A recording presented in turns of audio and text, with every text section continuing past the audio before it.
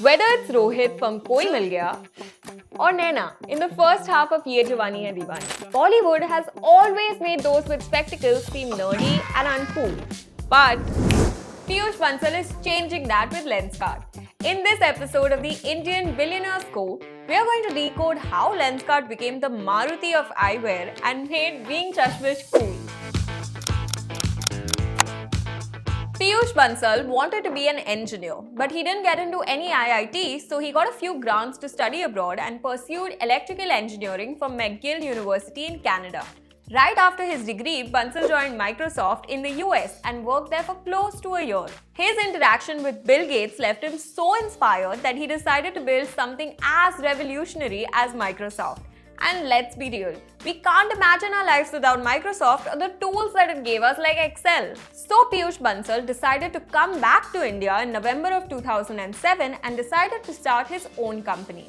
But as Peyush took the plunge into entrepreneurship, a lot of people thought that he wasn't cut out for it because he was quite an introvert and a nerd. But Shark Tank India has proven that if an entrepreneur solves a real problem or makes people's lives simple, people are happy to buy and invest in their product or services. So Bansal set out to solve one such problem, and that led him to crack the code to Lenskart. The parent company of Lenskart, Value Technologies, was co-founded by Peyush Bansal, Sumit Kapahi, Amit Chaudhary and Neha Bansal in 2008. The Delhi-based e-commerce firm rolled out Lenskart in November 2010 and started selling contact lenses because around that time, contact lenses were all over the place. Over the next few months, Lenskart gradually dabbled into spectacles and sunglasses too. Peyush's mission was to make Lenskart the Maruti of eyewear. Just like Maruti gave the luxury of cars to Indians, similarly, Lenskart wants to provide eyewear to billions of Indians. But there were several local optical shops that had loyal customers for years. However, there was hardly any eyewear website. And by this time, everything was moving online. So why not eyewear? However, spectacles is not a mask but a personalized offering. So people wanted to try out the specs and Lenskart needed to conduct eye tests. So Peyush took these customer insights into consideration and started home tests and offline stores. To build trust and nudge users to buy spectacles online, they initially rolled out a 14-day no questions asked return policy, which was later extended to a year. And secondly, they set up a dedicated call center to address consumer grievances. This helped the business scale and also caught the attention of IDG Ventures, now known as Charite Ventures. IDG invested in Lenskart because it could be a direct competitor to Titan Eye Plus, the Tata Group's eyewear company. Lenskart could be bigger because of its online reach, but the IDG Ventures investment came with a catch. The investors wanted Peyush to sell bags, watches and jewelry along with glasses. All of this was done to surpass Titan. So Bansal started Bagskart, Jewelskart and Watchkart within the next 6 months. This was working out pretty well, but the most profitable of all the businesses was Lenskart.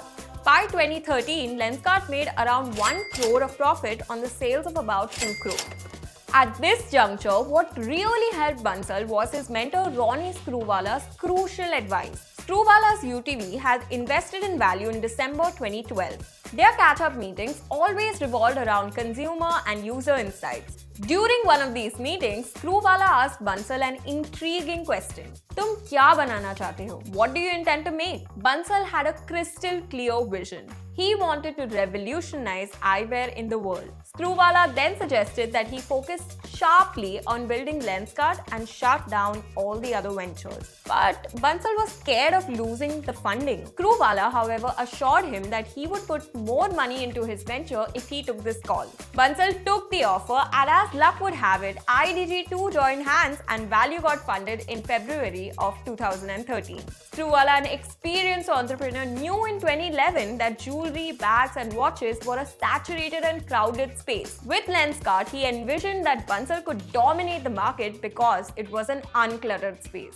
But on his quest to sharpen his core offering, Bansal needed to focus on 2 things: access and awareness. Glasses or spectacles are a 700-year-old technology, and yet about 500 million people in India lack access to eyeglasses. Many people are not even aware that they need spectacles, and this in a way can be attributed to the stigma of wearing glasses. To some, they even imply a sense of weakness. In some countries, women in particular are discouraged from wearing them, and you'll even notice how some women switch from glasses to lenses for a special occasion. Glasses are not seen as a necessity, but bought as an afterthought. When your eyesight gets blurry or a cataract is slowly coming in, most people don't treat it as that serious. But what if I told you that your inability to see clearly is making you lose money? Your eyesight is directly related to your productivity. In 2018, Hubert Senior, chairman and CEO of Essilor, said that India loses $37 billion in annual productivity due to the poor eyesight of its people. Presently, in 2023, that number is bound to have increased greatly. Clear vision can improve productivity by 34%. With Lenskart, Peyush Bansal is not just building a company, but he is also on a mission to revolutionize vision correction in India. And if we can get a bottle of Coca-Cola to villages across India, surely we can deliver a pair of glasses. But along with these factors, Lenskart also wants to create aspirational value, which you can see through their funky styles, coffee with Karan tie-ups, and the recent ads that they have created with Karan Johar. Peyush wants people to be proud of the purchase they've made at Lenskart, which will inevitably make them flaunt it to others. In December 2019, Lenskart entered the Unicorn Club when it reportedly raised around $231 million in a Series G funding round led by SoftBank. Ever since financial year 2020, the unicorn has remained profitable. Though he hasn't revealed profit data for financial year 2022, he contends that the company posted an operating revenue of Rs 1,400 crore, a healthy jump from 905.3 crore in financial year 2021. Besides running a profitable company, Peyush is also a much-loved shark on Shark Tank India.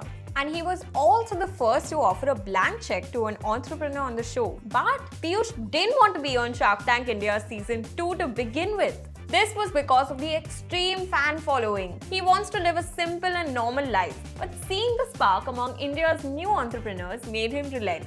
Peyush's funda is pretty simple. By being himself, he seeks to inspire and derive inspiration from people.